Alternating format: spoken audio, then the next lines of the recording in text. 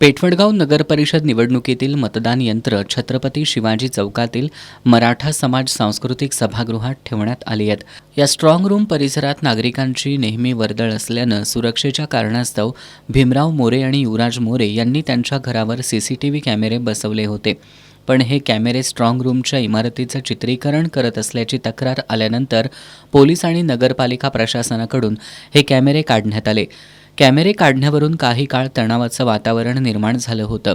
या पार्श्वभूमीवर यादव आघाडीच्या महिला उमेदवारांसह अन्य महिलांनी आज स्ट्रॉंग रूम परिसरात निदर्शनं केली. स्ट्रॉंग रूम बाहेरील खासगी घरांवरील सीसीटीव्ही कॅमेरे पूर्ववत बसवावेत अशी मागणी करत महिलांनी जोरदार घोषणाबाजी केली. यावेळी वडगाव पोलीस ठाण्याचे निरीक्षक प्रमोद शिंदे यांनी महिलांना आणि पत्रकारांना अरेरावी करत कारवाईची धमकी दिल्यानं महिला आणि पोलिसांमध्ये वादावादी झाली. यामुळे पुन्हा वातावरण तणावपूर्ण बनलं होतं. यानंतर यादव आघाडीच्या नगराध्यक्ष पदाच्या उमेदवार विद्याताई पोळ यांनी सहाय्यक निवडणूक निर्णय अधिकारी यांना स्ट्रॉंग रूम बाहेर LED स्क्रीन बसवण्याबाबत निवेदन दिलं आणि जनसुराज्य ताराराणी आघाडीच्या उमेदवारांनी पारदर्शकतेसाठी CCTV बसवण्याची मागणी केली. सगळ्यात प्रथम की जी CCTV खाजगी जागेमध्ये लावलेले ते आमच्याच कार्यकर्त्यांनी लावलेले. कारण का पहिली गोष्ट म्हणजे खाजगी जागेवर आपण काहीही करू शकतो. आपल्या जागेमध्ये आपण कुठल्याही गोष्टीचं हे करू शकतो. आमच्या कार्यकर्त्याचंच घर होतं ते. त्यांनी स्वतःहून हे CC कॅमेराज लावलेले की सगळ्यांना काळजी त्या EVM मशीनची.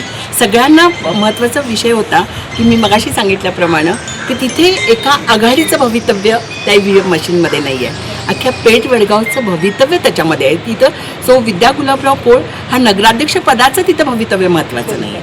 आमच्या गावाचं भवितव्य महत्त्वाचं म्हणून आम्ही ते कॅमेरे लावलेले. आम्हाला एकच सांगू वाटतं की थोडंसं प्रशासन हे एकतर्फी काम करतं आहे हे सगळ्यांना जाणवतं आहे आणि हे आता आम्हाला ह्यामधून जाणवलेलं आहे की त्यांनी कुठल्याही प्रकारचं विश्वासात, कारण कॅमेरा असणं ह्याच्यामध्ये अडचण काय हा समजत नाही आहे. तिथं असं नाही की आमचे कार्यकर्ते आतमध्ये जाऊन बसलेले आहेत किंवा आमचे कार्यकर्ते धाकटदपशा करतायत, असं काहीच नाही. साधे कॅमेरे आहेत, त्याच्यामध्ये कुणी आतमध्ये शिरलं किंवा बाहेर आलं तर दिसणार आहे. म्हणजे उलट प्रशासनाला त्याची मदतच आहे.